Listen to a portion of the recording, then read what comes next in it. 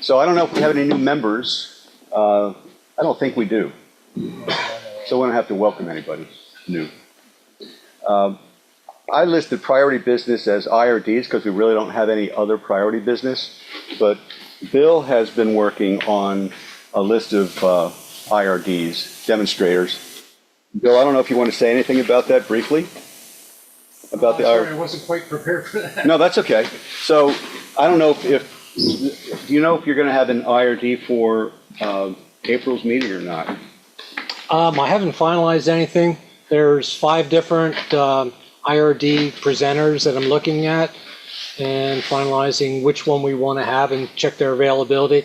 All of them said that they would do it on our usual regular Tuesday night monthly meeting, so it'll be directly on this. Whether we invite other clubs or anyone else, that still be determined on the price.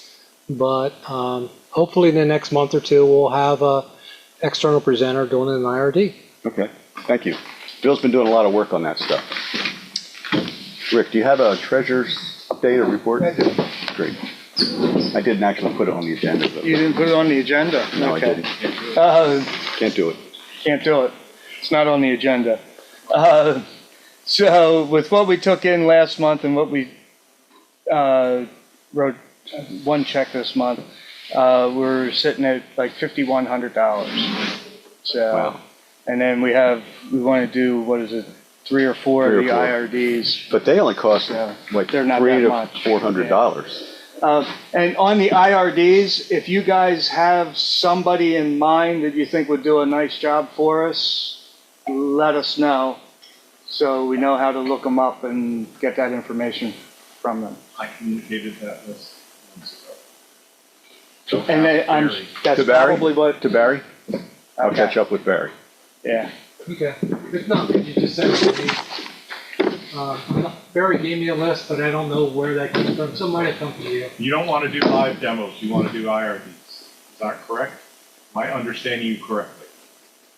I don't know that we don't want to do live demos. Right. It's just that we were looking for, Barry was the one who suggested IRDs just to mix it up a bit. I mean, you don't want to do live external presenters who come here and do a live demo.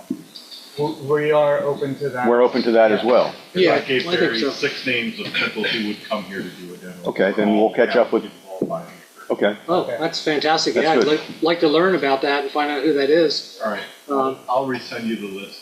Fantastic, Bill thank you. H. wheeps@gmail.com. W Heaps? Yep. H-E-E-P-S? HEAPS, Oh, like the pile.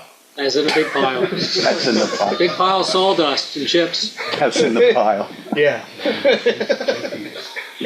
So there's other stuff we can talk about after the show and tell, but I think we can go to Angelo's demo now.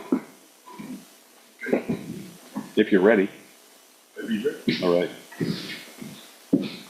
We all flustered. That'd be good. I'd be ready.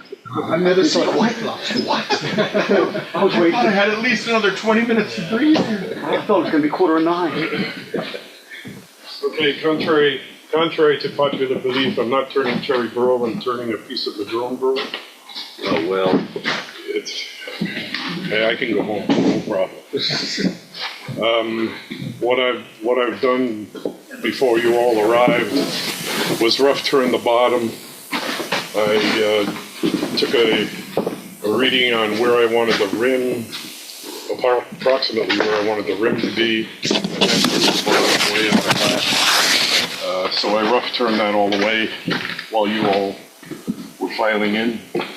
So I'm hoping to take a ring off of the bottom first so that I can make a picture frame with it. And then we'll turn it around, take a core, and see what we get. Okay.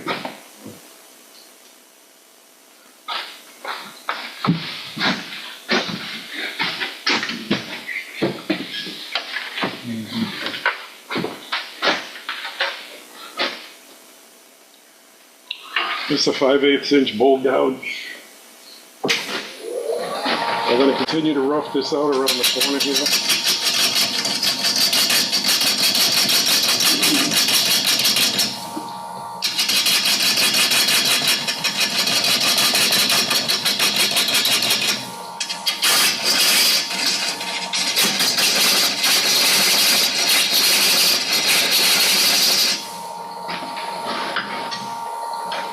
This is thin kerf parting tool. This is Nick Cook.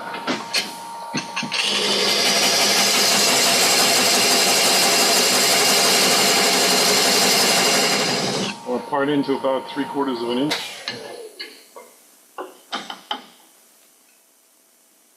More or less.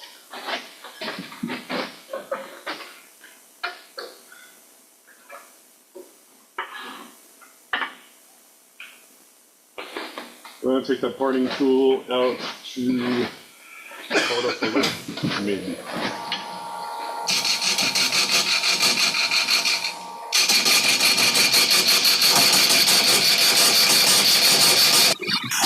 Well, the thing with these wide parting tools is that you can't just drive them in until when they start getting wider. You have to take a clearance cut.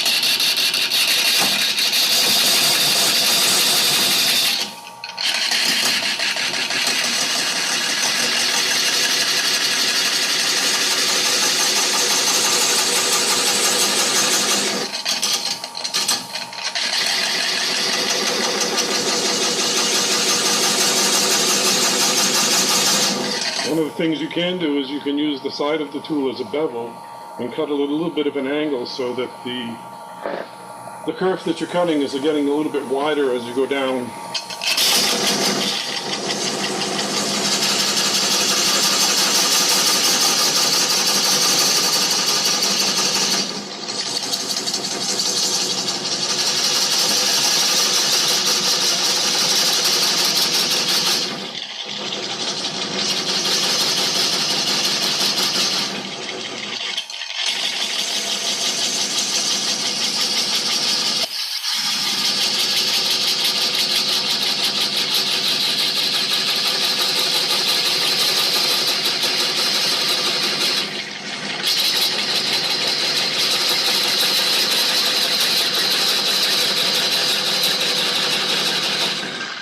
It's exciting, right?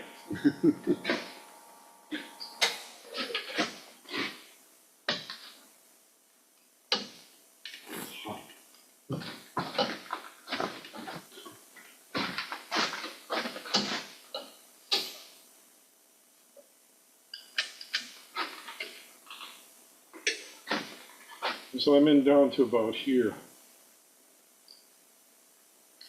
So that's not going to get me there.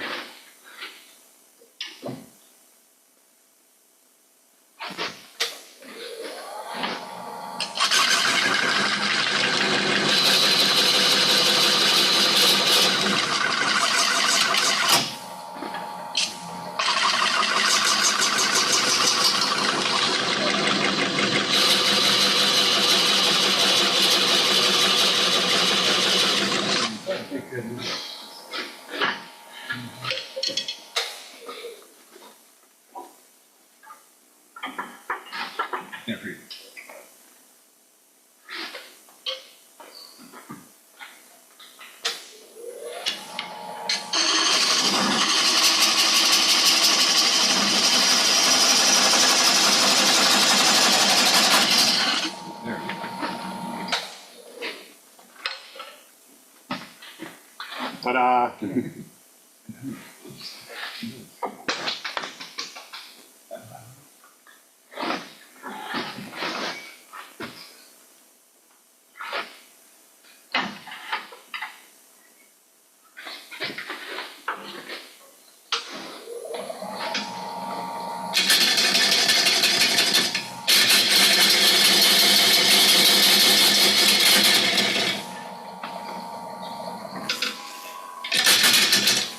At 5/8 inch spindle gouge, I'm taking a peeling cut.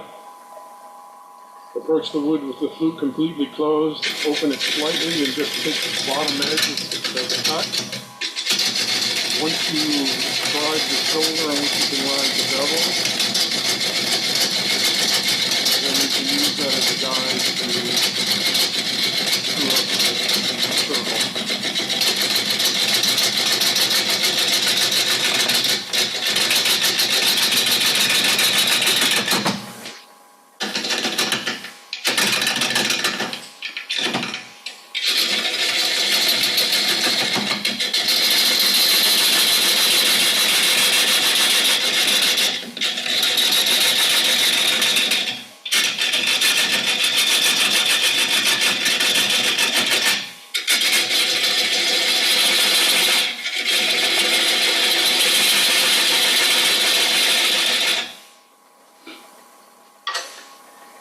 never move the tool rest while the lathe is running.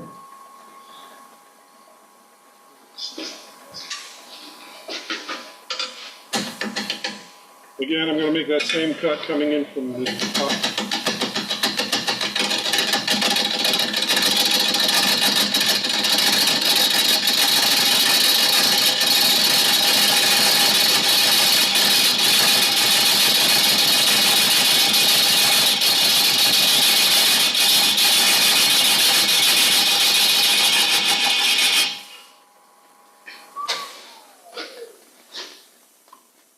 Okay, still got some flats there. I want to get rid of those.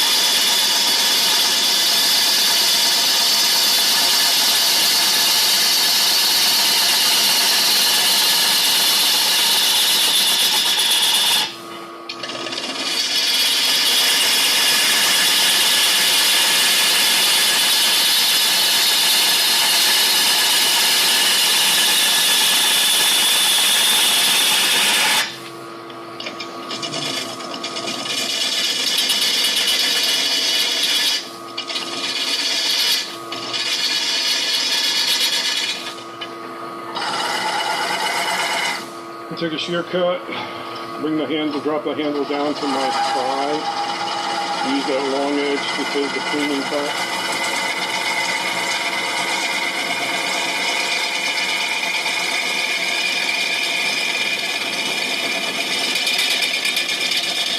You can see the difference in the shavings that was pulling, and you'll see the difference in the quality of the cut. There's a little bit of the leftover cut the other way. And this is what we just got with the shear cut.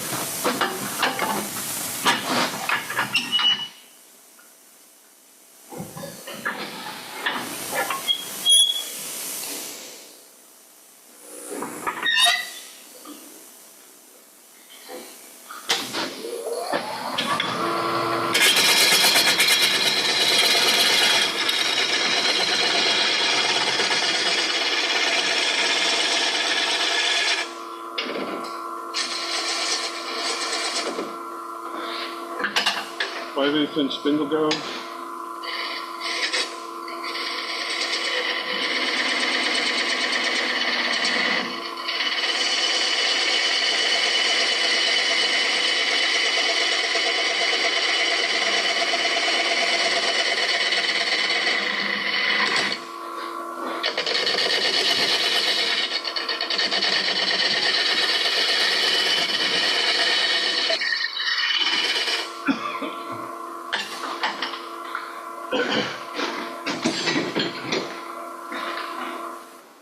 I'll walk away from the lathe while it's running. This is a little scraper, a shear scraper, using the lowest third of the tool. You can see where the dust is. Just scrape that.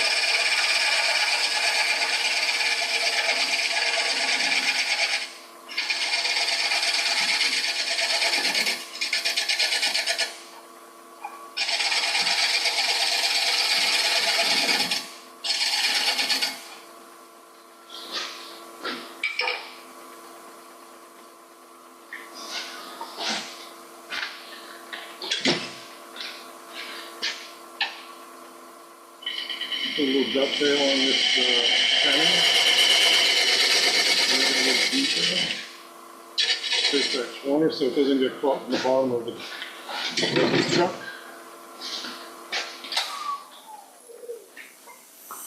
Questions, anybody? So far, so good? Seems pretty hard, Angelo, that wood. It's very hard. It's a lot more fun when it's wet.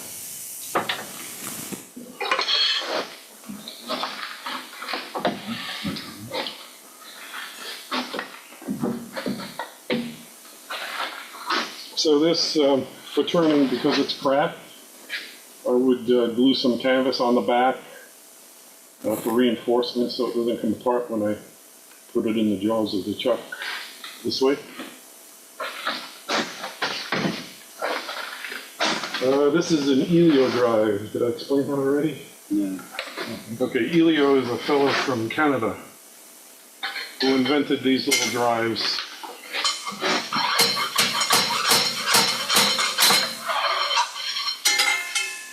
You can get them with any Morse paper, and they're all sharpened spikes. There's a threaded so that you can drive the center into the wood and then tighten up and get yourself a two-jaw chuck.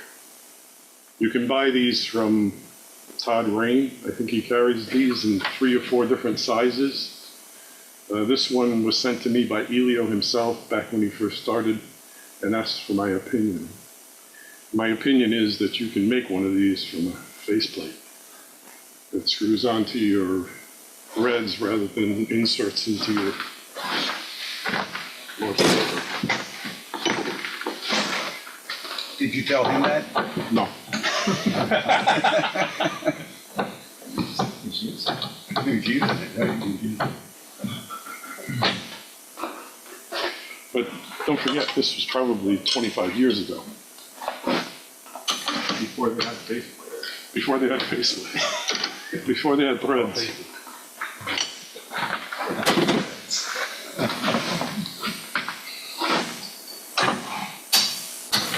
Okay, so my jaws on the club's chuck, because I wanted something bigger than the club had, because I want to try to part out the core.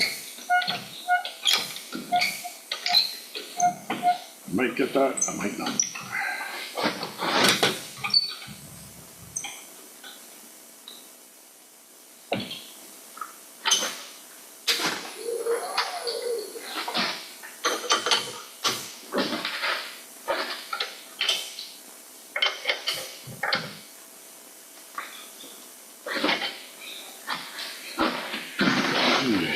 This guy is, I think.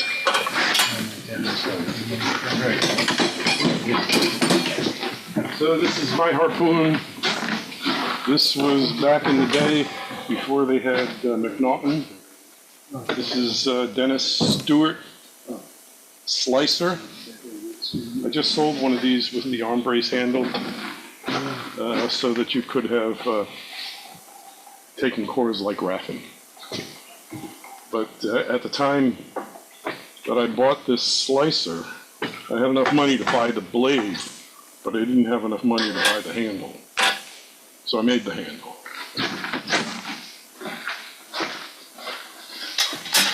Now I have a handle, but it seems counterintuitive to take it apart. Oh, this has got one of those thingies. Okay.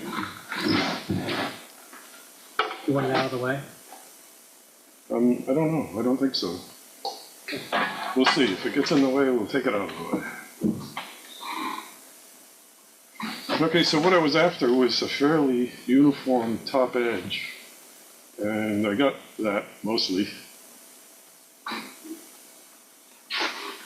So now I want to take a core. And when you're paying for burl, you want to get as much yield out of a piece of wood as you can. So this thing here, just drive it in. What I'm going to do is I'm going to true up the surface so that it's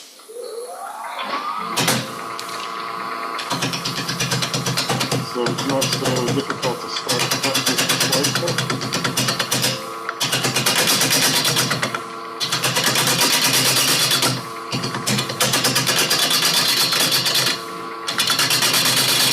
So the flute is completely open. You lower the handle, find the heel of the bevel, raise the handle of the tool until the edge starts to cut. When the edge starts to cut, you can turn the flute in the direction of the cut and make it cut.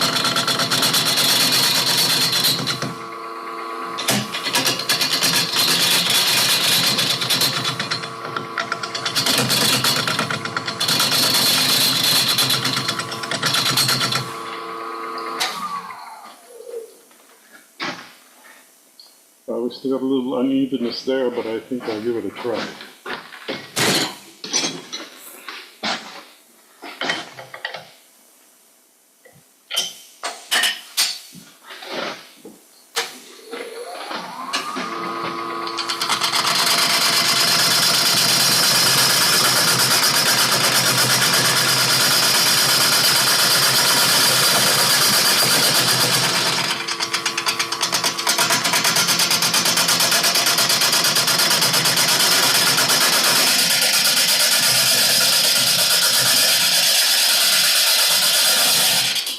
Okay, this thing has a, I don't know if you can see that, it's got a hard tip on it. I believe they call it stenite or stellite. It's not carbon, or not carbide, and it's not high-speed steel, it's something in between. And it's got a little bit of a concavity on the tip, so that you can take a cut one side of the kerf or the other.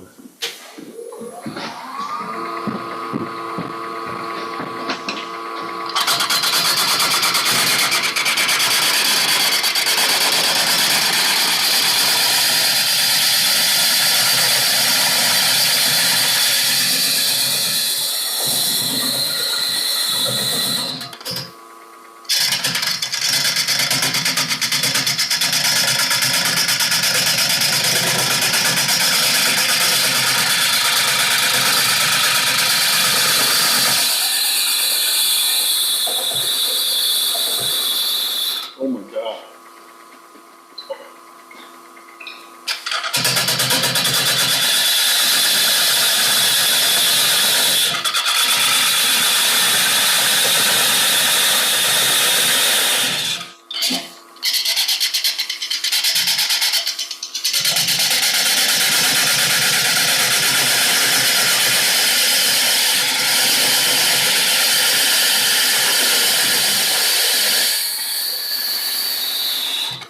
So the other thing about this tool is that it's tapered from tip to shank.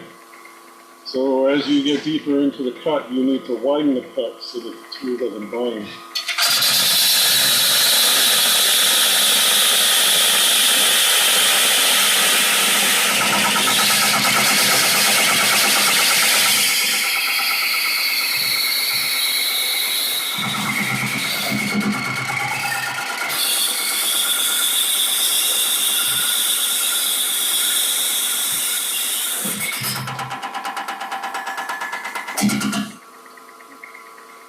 Never move the tool rest and the lathe is running. That's why. So now it's important for me to see inside that curve.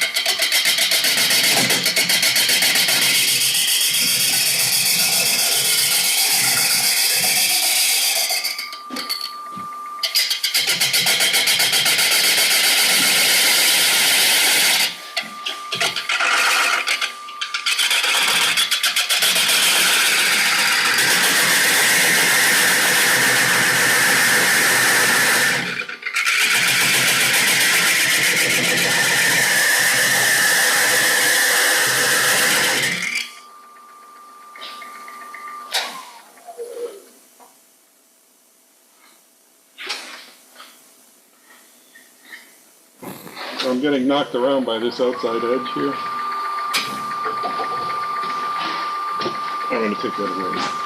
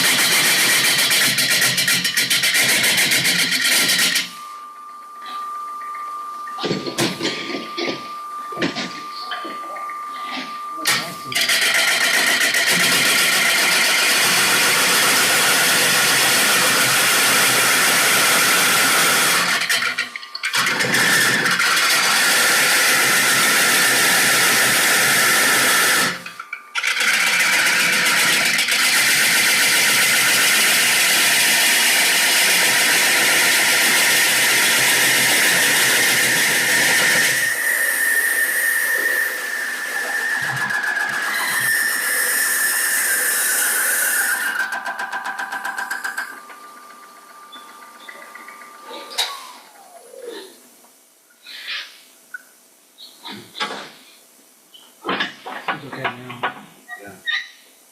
What's that? We're having some camera problems.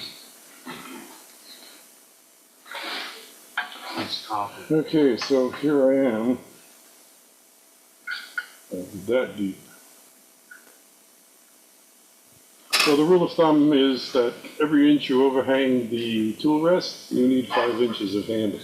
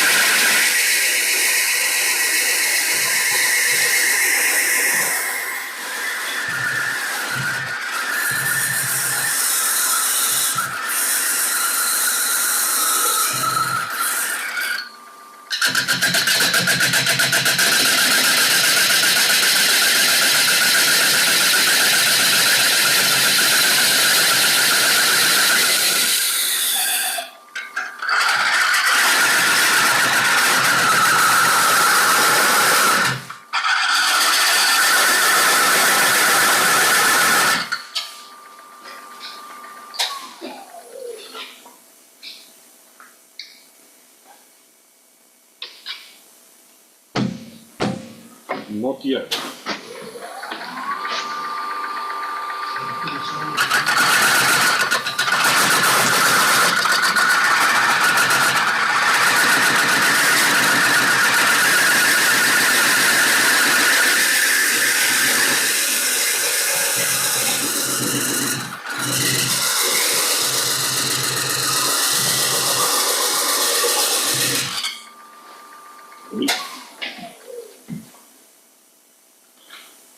The problem with this grain is that it's end grain, because the world is growing this way. If this were bowl grain, you could snap it across the bottom, but it's not.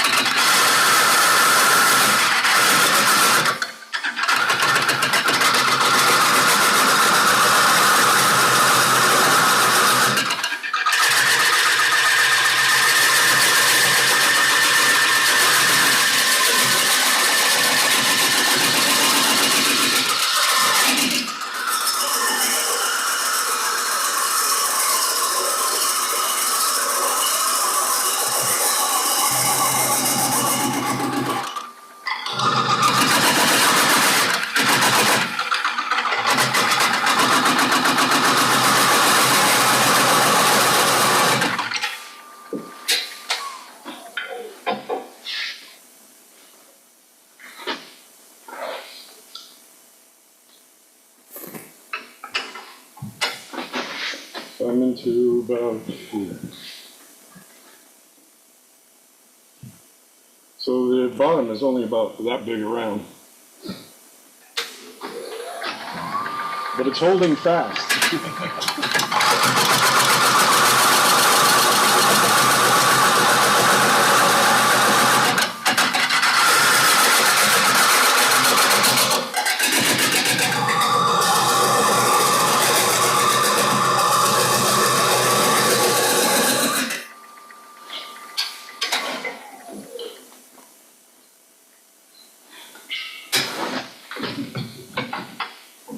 Tough stuff.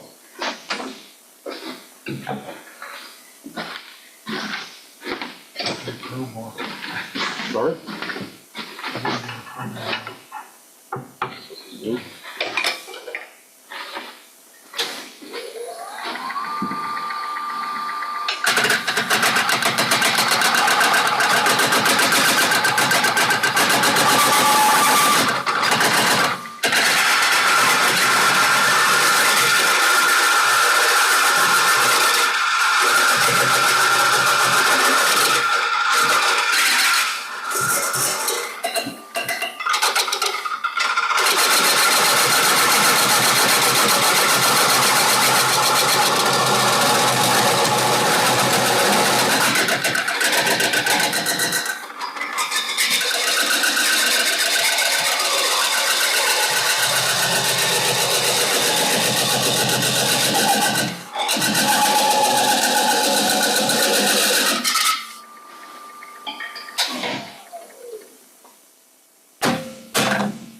Yay!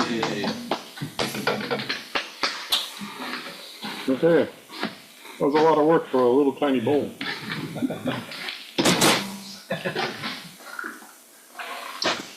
So now with this all, as much as I can get out of it, I can get out of it.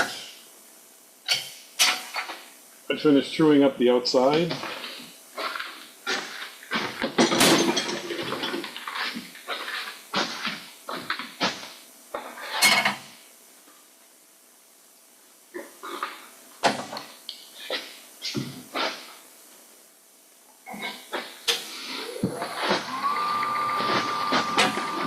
The tool rest while the lathe is running.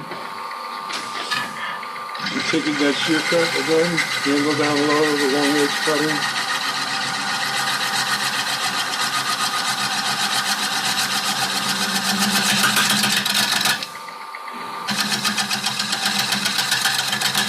So as you come to the natural edge, you have to control the bevel as it cuts air and then wood. At this point I would sand that and then go inside.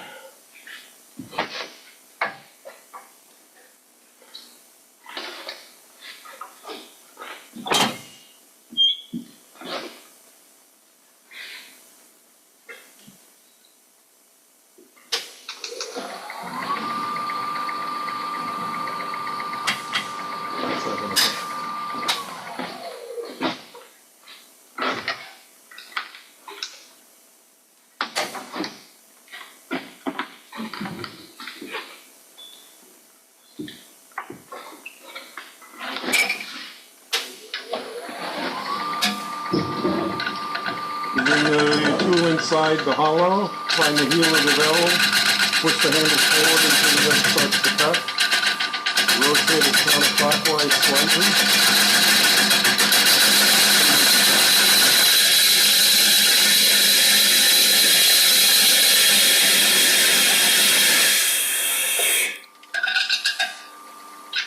Once I've got the bevel on the inside, I can follow that inside curve out.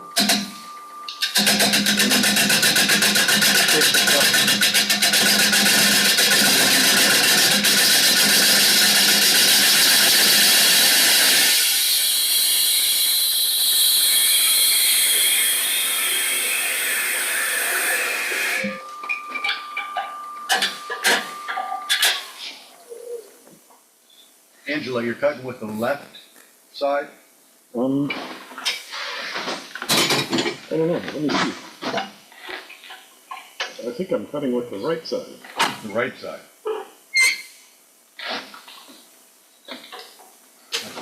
Can you do it, Angelo? Can you do it without the wood moving so we can see the other? I can't hear you. Can you do it without the wood moving? Just hold your tool the way you'll address it so we can see Oh, the sure. rotation. Yeah. So there it is. So it's cutting on the right side of center. Okay.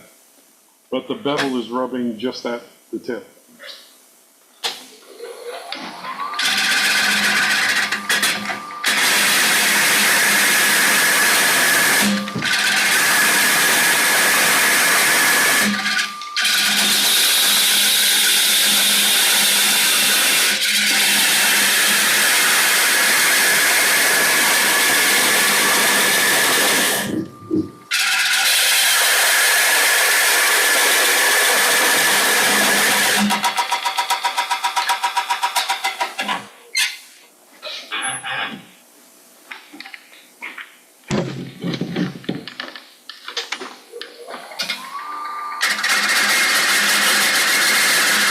Now with the flute open, I'm cutting just to the left of center. Yeah. It's called the back cut, and if you open it too much, you're going to catch the flute.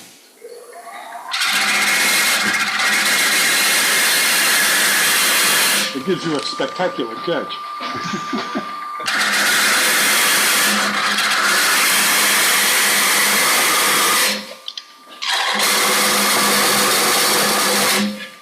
I wondered why this has been sitting on my shelf since the 80s.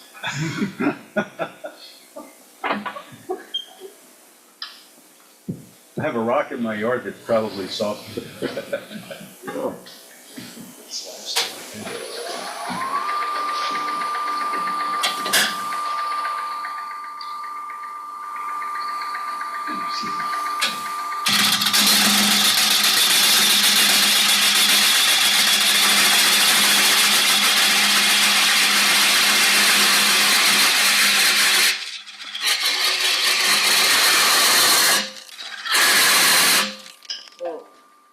I brought two tools that we didn't use on the Saturday hook tool. This is the ring tool that was giving me so much trouble. Doug was right. You got to address the tool with the flute completely forward. Once you start to pull it straight in, you can open it slightly.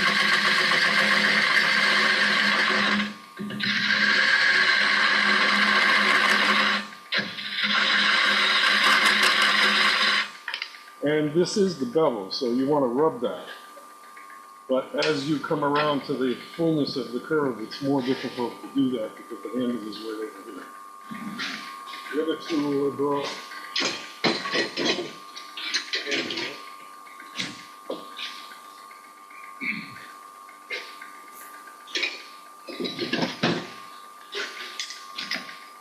is this thing. This is Andrew Martel's hook tool. Same deal, it's got a bevel.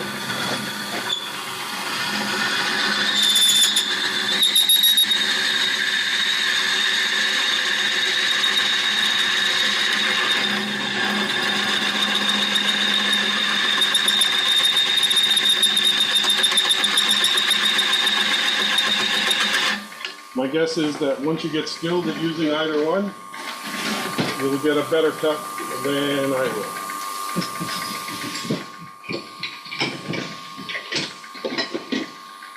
So on the interior of the bowl, to smooth out that surface, we'll take a shear cut.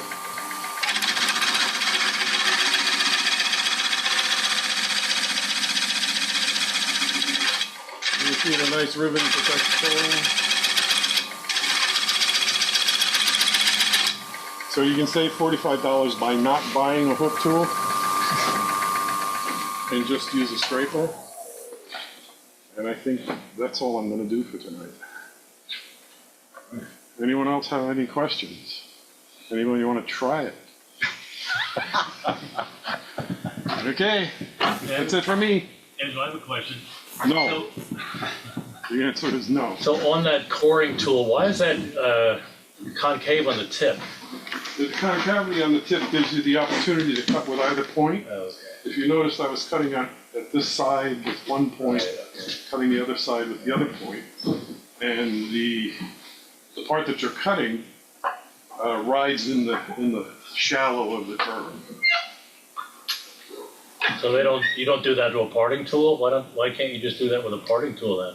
Yeah, I've been more than one parting tool trying to do that. Yeah. Got 6 stitches trying that. So you see how this is.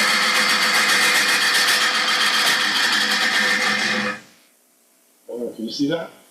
He's getting there. Yeah, he's zooming in. Is it quick? In the top there. We got it. So the cut is being made on the left side, but the ridge is riding in that hollow of the curve. Okay. Pretty cool. Good for me. Could you explain again what you're gonna do with the mirror? With the ring? The ring, see it's got a crack in it. So what I'm gonna do is probably grab it and compress it, flatten this surface out and glue some canvas on the back. And then I can put it in, I'll turn a recess for the glass and the cardboard backing this way. And then I can expand I use the chuck with the rubber baby buggy bumpers on it.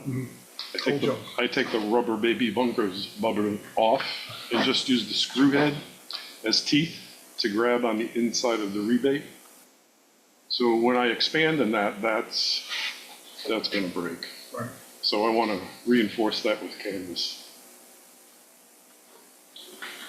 Make them. You can give them away, but you can't sell them. Okay. Thank you, Angelo. You're welcome. So this month's challenge is metallics. Use metals, gilding, or other metal-like finishes to accent and embellish a turn piece. So who would like to, anybody? I know somebody. Where's Tom? Where's Tom? I brought the most. Tom, you brought the most. So I started turning like 3 years ago or so, and I needed to turn little pins for a guitar that I restore. And my daughter asked me to make trees. So like probably literally a thousand trees later, I've evolved into a lot of color thanks to Rick. And shape, I sort of go for, I kind of go for this curve at this point with a little ball on top. And then I've been doing some embellishment with the tool that makes all these ridges, and then the wax that sticks down the grooves, whatever it's called. Yeah, there you go. Gilder's wax. So I'll put them up here, and I'll spin it around. Slowly. Yeah. And I don't really control the color. A lot of people you'll see online, and when I got this information, it's the Josanya product.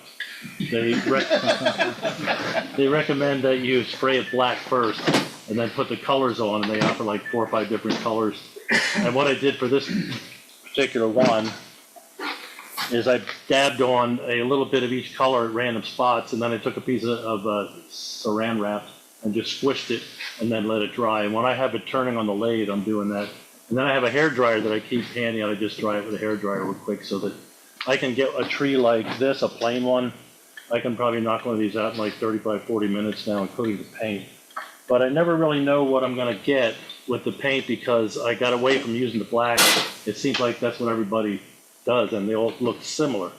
So I started, if I know I'm gonna make like a silvery tree, I bought some wide metallic markers online, and I'll just put that like a blue as a base paint, and it's metallic, which doesn't really matter, but sometimes it does show through.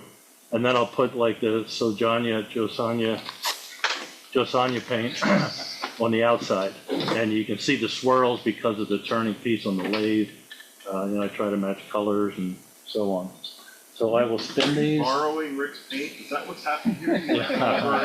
Well, Rick did a demo about 2 years ago, and the Josanya was one of your Well, paint it was a things. show and tell from the city. Yeah, okay. Yeah. I wouldn't miss it, I'm sure. 5-finger discount. Yeah. Those are really nice. So anyway, then I might as well, since I'm up here, I also did some Mickey Bonnet. This was my first attempt. You can say blew out the bottom. My second Nobody attempt. cares, Tom, because the metal I know. insert you can't tell. I know. So the second one I made was this, but I blew out the bottom. And then my third one. Do you need me to buy you a set of calipers? Well, I have that. The third one I didn't like the shape, Instructions on usage. but it has kind of like an old metallic Greek look or something to it. And then the fourth one was a piece of sort of funky walnut that I didn't color. And I guess I'll leave at least 2 of these here for the club.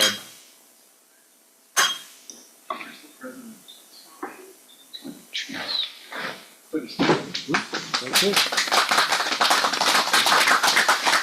You have no idea. Well, actually, I was wanting to make one of these depth gauges for my bowls. So when I core it out, and so I was made that, and then realized the challenge, and I thought, wow, what do you know? I did the challenge. So this was great. So Wait, how's that a depth gauge? When you stick it in, doesn't it just keep making the hole deeper and deeper and deeper? I do, yes. It has little marks that I put with the grinding wheel on, so I can tell how far I need to go deep. And then check that. This is live oak with just beeswax, very simple, and a little copper ring that's really a water fitting for effect. So it works out very well for this.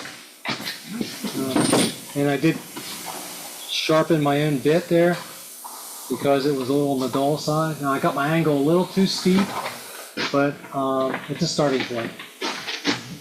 Literally. Yeah, right. And I did this all with my skew. So this is second time or third time I've done the skew that I did more of a complete project. So I was very pleased with that, and I didn't really have a ton of sanding on it. Started like 160 and went right up to 220, and that's pretty much all I did. Nice. All right. Thank you.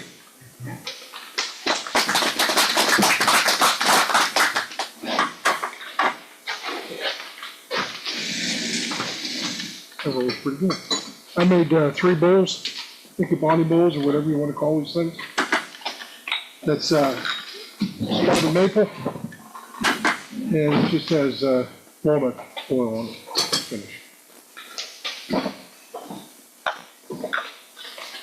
Hi, Mike. You didn't say hi. Yeah, I did a couple. I went too big when I looked at the other ones, but I hated to waste the wood. Spalted maple, and that is holly. And just went pretty basic with that, other than the burned the ring just too plain.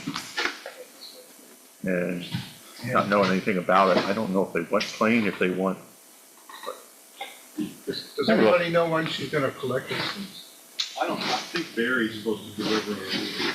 And I'm not sure if it's like, She's gonna collect or it's gonna be over time. I don't know what the timing was for that. Text Barry. Yeah, they turned out to be pretty easy to make and fairly fun to make, so.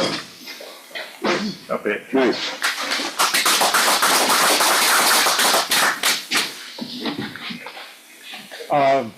These are, I mean, I had a cherry, had some cherry around. I just like the board. You don't ever go to, what's that in Oxford? Kern Hardwood, right? When they've got their open house. Because they're gonna go back with something. They have so many beautiful pieces of wood. So I got some figured cherry. And I learned the hard way that it can be very difficult to show off the figuring in here. The finishes I applied, which was just thin varnish, which I wiped on with the rag, doesn't do the job. So I was Plus, I also am doing something else wrong. I don't know what that is. But either the rag I was using was leaving a lot of lint, or my shop is just much too dusty. But when I was done finishing on the lathe, just finishing the wood itself, it felt nice and smooth. After 3 coats of varnish, they don't feel so smooth anymore. 3 coats of varnish and I got a coat of wax. So, no. The varnish is old, actually. That might be why. Did you wipe it down with like light sandpaper or some kind of a 3M pad or something between coats? I did not. No. But yeah, I don't know how much you should be wiping it down if you're putting on thin. What are you only putting on, like a few thousandths of an inch to begin with? Right, but once it's dry, then that dust is gonna sit there and sit up, and then you can smooth that out, so your next coat will go on to a smooth. Instead of just building up on the dust bump that you created with coat number 1, Yeah. you knocked the dust bump down, which you didn't do. You just kept building up varnish on top of it. Yeah. And then you folks were talking about burning with Formica. Yeah. So that's which is kind of neat. I mean, you're going to an optical surgeon, whatever you call that, so it kind of looks like an iris. So, work in progress. And thanks for the help you guys are providing. Well, don't thank us till it works.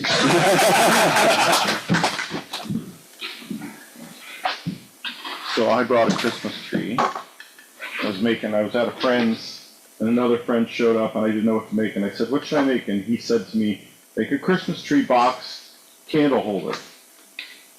So I was going to make a Christmas tree box that held a candle, a box that was a Christmas tree that held a candle. Then I got lazy, and I figured he's got to find a candle that's now going to fit the box, because that will hold a candle, stable as all get out. So that was that. I did a little texturing around the rims just so it wasn't boring. And this was for another group that I belonged to. We did a 2-word challenge, so there were 2 buckets. One was a verb, no, one was an adjective and one was a noun. And my noun and adjective were modern slope, and this was right. The challenge was made a long time ago, but my starting to work on it was right when the Palisades fires were happening. So I made this piece, which is called Nowhere to Run, and it's sort of supposed to represent the Palisades destroyed and then the flames. And the nice thing about it is the flames flicker if you bang the table. I mean, it's nice to me. I think it's sort of fun.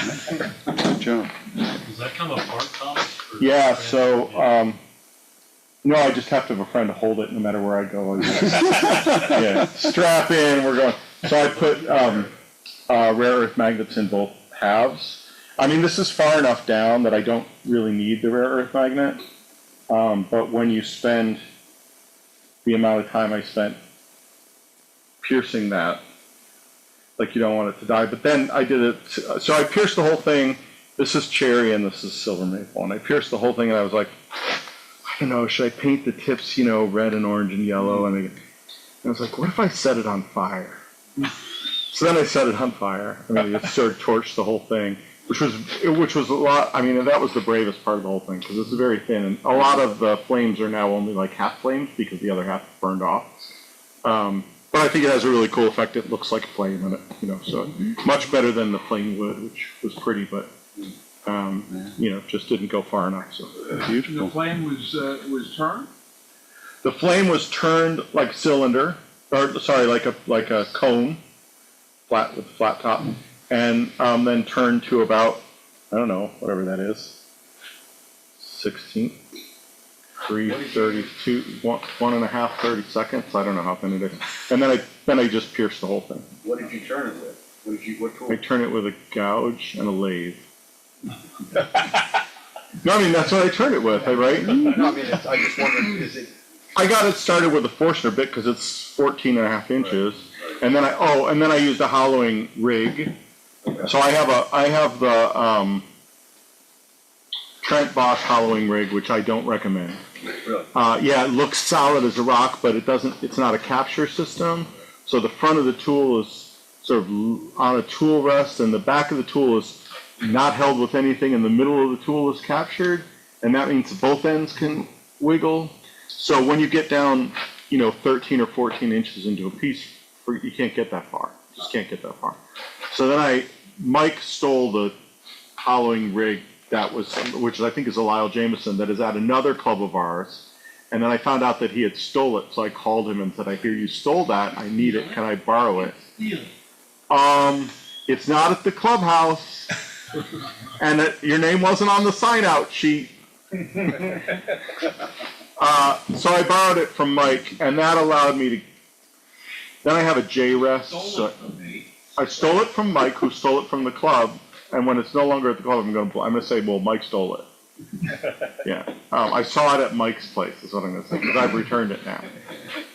Yeah, so then to get that deep in, you really need something. Jameson tool's pretty long, but then I ended up I have a J-rest, and it ended up putting that way down in. It's sketchy at the bottom, right, because you're doing with thin walls like this. But you go slow. Takes a lot of time. Like anything, you just go slower. And I knew I was going to put a lot of time into the piercing, so I might as well have a good, even wall, because once you get down there, bottom's all thick, it's going to look like you didn't know what you were doing. So, which may still be the case. I'm not suggesting, but no one knows that I don't. Very good. Oh, you're talking about me? Okay. I didn't realize that tonight was metallic sharing, but I happen to have one, and I will share it. This, I have to get over the fact that when you apply, this is gold paste over top of, what did I think this wood was? I forget. But it had a good, maybe it's sassafras. It had a good bit of open grain, so it was first dyed with a very dilute magenta, which is one of my favorite colors. And then I put the gold paste on, then I lacquered it. But the other fun is I've been turning propellers. I have a little 2-minute and a 2.5-minute video to share with you guys if you're good for it. If I get my settings right. This bloomin' Zoom. I need to stop it to start again. How you like that? Stop it to start again. Okay, sound and optimize video. Now we'll go back to it. Here we go. And let's make it full frame before we start.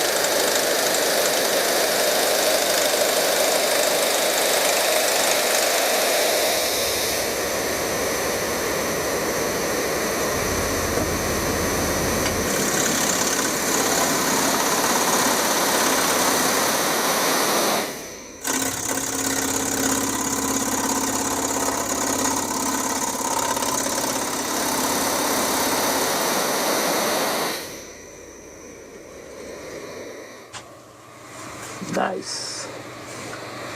Nice, nice.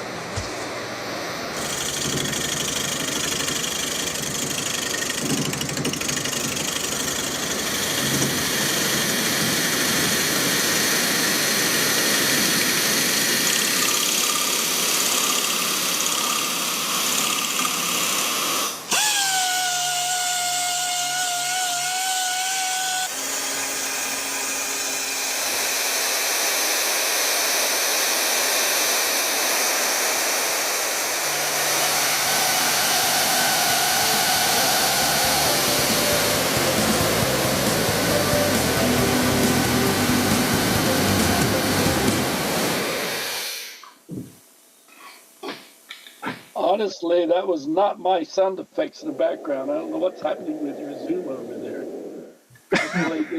I've played this before and it was perfectly clean. Well, that was the fun thing. I kind of got addicted to that. And before you say anything, the gloves have been changed. They were the only ones I had in the shop. I've gone to a fingerless glove with less chance of getting caught. Because that old pair got ripped up.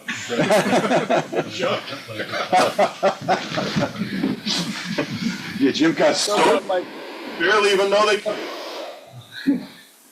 what is that audio that's happening? Is that me? We're not hearing what you're hearing. Boy, it's given like I can hardly hear myself almost. Wow. Okay. Here. Hey Jim, how thick are the when you start for those propellers? They were, do I have a picture here? They were about 3 inches maybe. And because I had no room to make a mortise or a tenon, I flattened the bottom just enough to sit it on a waste block and fasten it to a faceplate. And I use Jameson's CA glue. I've done that ever since he taught me it. And the guys on the Thursday morning said, Jim, that's really crazy. You better put some hot glue around the edge. So I put hot melt glue around as an additional protection, but no issue. Now, you make sure you don't stick your chisel in too hard or you'll get a major crash and a branch flying across your shop. Don't ask me how I know. So, but do you put paper? Jim, do you put paper between the block? No. You know the reason you put paper there? So you can take it apart. No. CA glue, I use a thick CA glue, and then on the other side of the piece, on the waste block, I spray the activator and slam them together and let them sit for a couple minutes, and I've turned a lot of stuff like that. At first, I thought Lyle Jameson was crazy with that idea, but boy, it works. By the way, early tonight, somebody, I believe it was Angelo, showed the ELO, or whatever you call it. I made myself I think I have it, a faceplate. I'm going to share this just because he raised it and I want to show you guys what I made. Let me share this.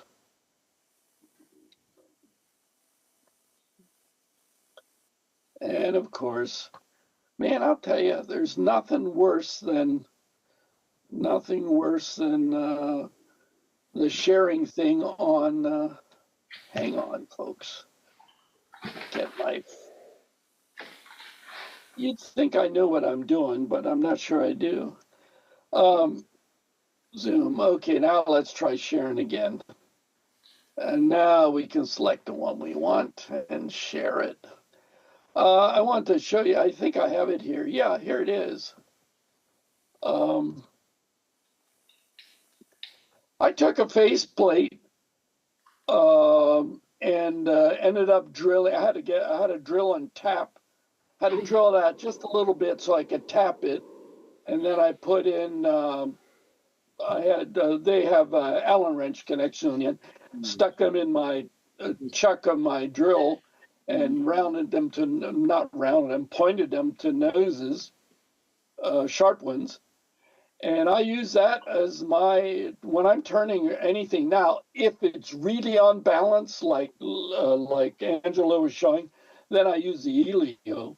But usually I can get by with a fairly flat piece by just forcing it on, give it a smack with my mallet and bring the tailstock up. And then I can turn my foot or my tenon, and go from there. But yeah. And wood scream when you put it on there? What? Does the wood scream when you put it on that thing? No. I'll have to listen the next time. I should listen, but it hasn't rebuked me yet. So, but it holds. You can buy those. I mean, somebody makes them. I don't know who it was. I saw it and I stole their idea and decided to make it myself. Although that faceplate was pretty well hardened. It was a bit of a struggle to drill it out and retap it for the points. So, Jim, from a new turner's point of view, why is that better than a worm screw? And what advantage do you get? because me and a worm screw have never gotten along well, and I think partly it is because my drawer is full. Every jaw set I get gives me a worm screw. I got a handful of worm screws, and I try them all. I have not liked them. I don't know.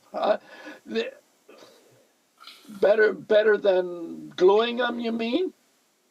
Better than just using the worm. When I make a bowl, I use the worm screw. But that's for burls, when you have multiple levels of points, that's what you're using that thing for. So you can set the points to drive the burl. If you used a woodworm screw, you wouldn't necessarily get the flattest, best orientation. Oh, so you can screw those. Yeah, you can screw them some deeper, some less deep, depending on where the burl nuggets are. Yeah, I bought, Todd Raines sells those Elio drives, and I didn't even think about it because I bought mine way years ago or whatever when he first started selling them, because I used it a number of times. Ended up replacing the points in it because I didn't like the ones that came with it. But now that Angela mentioned that, hey, why not use a faceplate? I thought, gee whiz, I just made one with a bunch of threaded on points. I could have taken two out and made an Elio drive out of it. So, yeah, I don't know. I've been having fun turning those. I'm almost addicted to having propellers flying around. Hard to buy it. Oh my. It's a shape you can't make any other way. Yeah, it's nice driving your lathe at 27 or 34 mile per hour in the perimeter. So. Well, thanks, Jim. Yeah. Well, I missed last month, so I rarely do something for the challenge, but I turned a sculpted tamarin wand. Turned out not to be magic. There's no feather in it. There's no feather in it, that's right. Well, I don't think I want to put one in because something bad might happen. And then just messing around, I had this old remnant from a cherry bedpost that I made years ago, and this was cut off, so I turned this little bowl just messing around.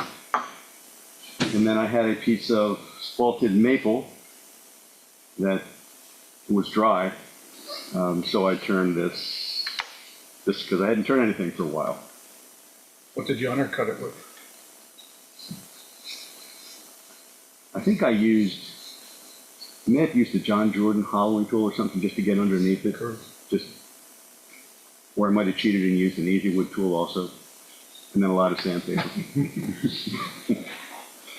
And then I thought that's not cheating. That's just using the appropriate tools.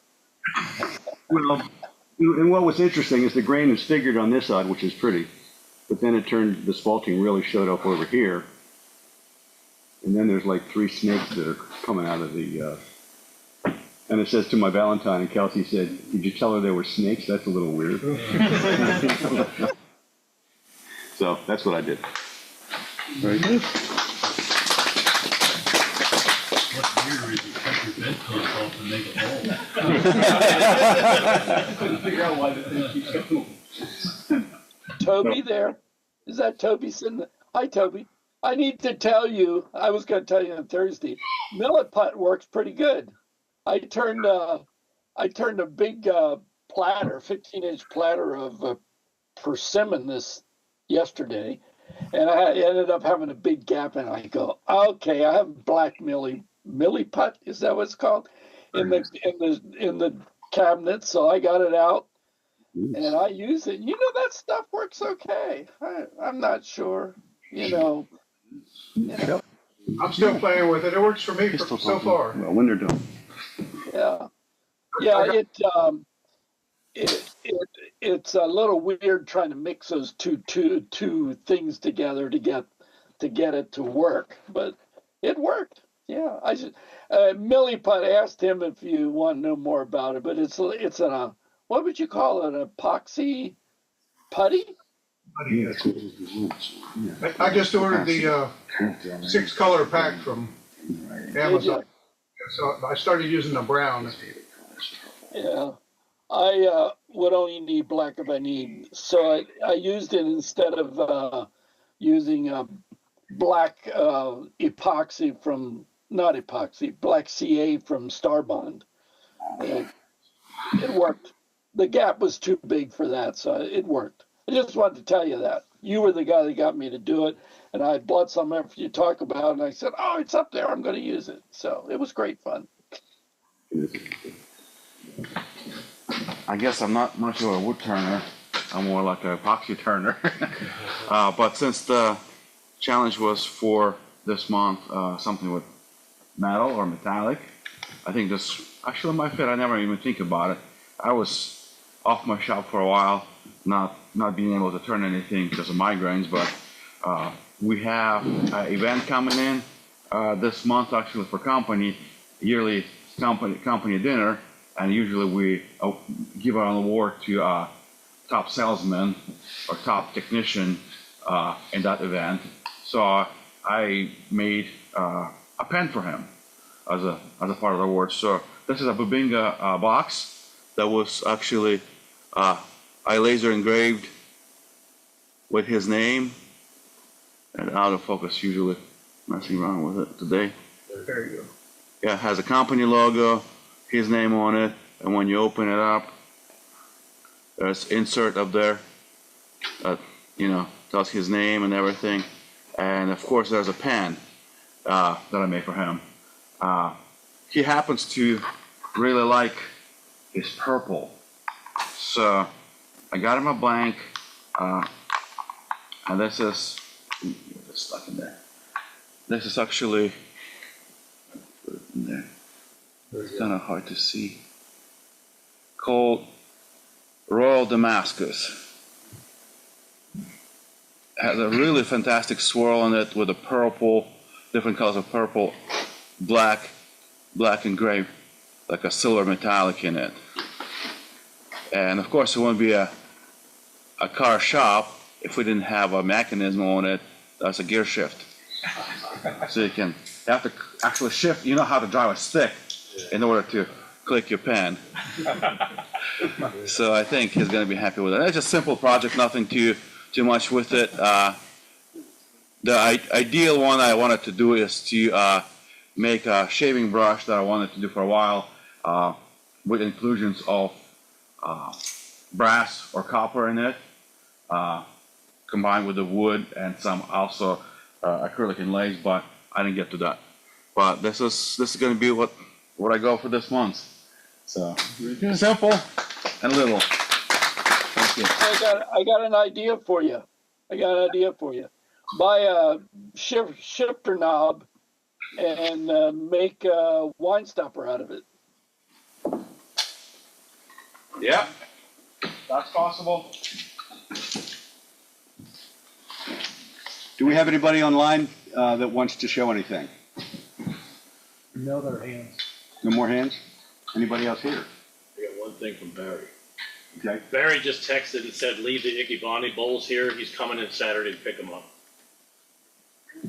And open shop is Saturday. That open shop is this Saturday? Yeah, Second Saturday. Second Saturday, yeah. Yeah. Yep. So that's it for show and tell. April Fools, April challenges, turning something ridiculous, useless, or otherwise foolish, which I seem to do every time I step in front of a lady. Additional announcements and what have you. I wanted to thank Mike Junkerth. He updated on the website the list of officers. There's a lot of updates that need to be made on the website that will be forthcoming, but at least the officers are updated. I've been talking somewhat about wood turning safety. I went online and looked at AAW, and there's tons of articles online, not just the AAW, about wood turning safety. But I found a couple of articles that I printed out and just hung around the shop here. One's by Kelsey, John Kelsey, and the other's by Nick Cook. So I just put them there for woodturners who are newer, because we have quite a few here that people can refer to, and then obviously look up on AAW for those and other articles. I do not recall who was on the tool committee, and I don't know if anybody here recalls who was. I think Matt. Matt And, Doug. might have been Doug and one, and Mike Junker. Okay. Because I know that they did an inventory, but I have no idea. I'd like to get a copy of the inventory. Oh, you want a list? I actually want a list. Yeah, oh yeah, we got an inventory. We didn't write it down. We didn't write it down. We used to have this chisel. We got 4 jaws, 6 chucks, and 13 lathes. So I want to get that going, so we really know what we have at each of the lathes, number the lathes, so we at least try to keep the relevant stuff with each lathe. And then for the central area, figure out what we don't need at each lathe and make sure we have what we need, because there's oftentimes on open shop when people are looking for things and we can't find them or what have you. Computer upgrades. I want to thank Peter, Mike Junker, Phil Heaps, and John Di Benedetto. They've been updating Bill comes in and updates the computers. But Peter is working with everybody, the 3. You got a couple of backup flash drives. Yep. To make sure that the computers are backed up. And then this Thursday, I think you said you and John Di Benedetto, are you coming in, Bill, too? No, I can't. Okay. Are gonna, well, maybe Peter, you should say, because I'm not a computer expert. And I'm not either. But what we're going to do on Thursday is migrate the 2 computers from Windows 10 to Windows 11. Because once it gets to October this year, Windows 10 will no longer be supported. So we're going to do that, see the performance of the computers. If they're adequate performance, maybe we can hold off for another 12 months doing a hardware upgrade. We're also looking at different paths for hardware upgrade. But the critical path is get the backups done and get the Windows 11 done. And they're doing it shortly after this meeting in case something goes south with the big box that's sitting on the table right now. We'll have enough time to get a new box and or rebuild it. That's right. So thank you guys for working on that.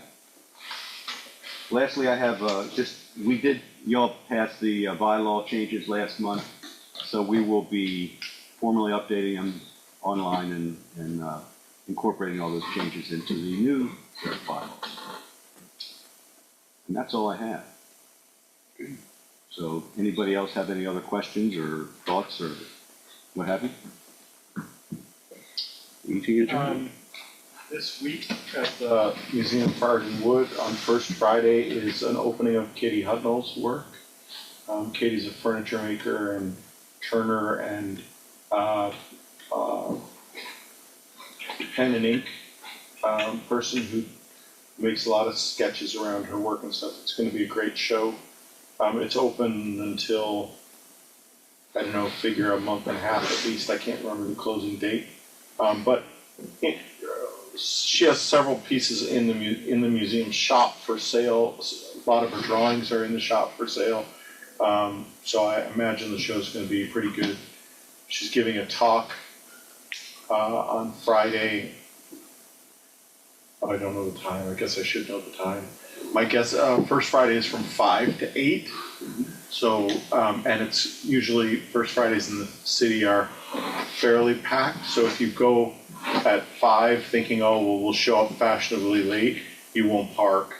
One person will circle and the other person will go in, and that person comes out and they circle while the other person goes in, because it's really hard to find parking after 5 o'clock on First Friday. Nearly impossible. And where is this? It's at the Museum for Art and Wood on 3rd and Arch. Philly, I was here for the first time when they had the event, the celebration of the Society's Award for John and Mark. The first time I've been there. Okay, did you go upstairs? Oh, yeah. Yeah, so if you haven't been and you go, definitely go upstairs to see the permanent collection. Yeah. Well, to see some of the permanent collection, which is pretty impressive. It's remarkable. Yeah. This is John. To go to the museum, best day is to go on Sunday. There's plenty of street parking and it is free on Sundays. The parking is, The parking. yeah, because Yeah. the museum's always free. Right. Yeah, the museum's free to ask for donations, but Sunday it's good, easy parking, and there's no meters or anything. You don't have to worry about any of that. And I've been down there many Sundays, and there's generally a lot of parking right on the street nearby. You don't have to walk too far. That's it. Thanks, John. Hey, this is Jim. While we're talking about this, isn't there a show in Doylestown at the Mercer Museum that's a Woodturner show or something like that? Does somebody have details enough? I'd like to go to the. Yeah, that's Mark Spheri's flower show. Ooh, yes. Until May, I believe. Oh, is it? I thought it was just till April, so I was starting to get worried that I'd miss it. Okay. You haven't missed it yet. Thank you. Okay. Well, I guess that wraps it up. Thank you all. Thank you. Thank everybody on Zoom.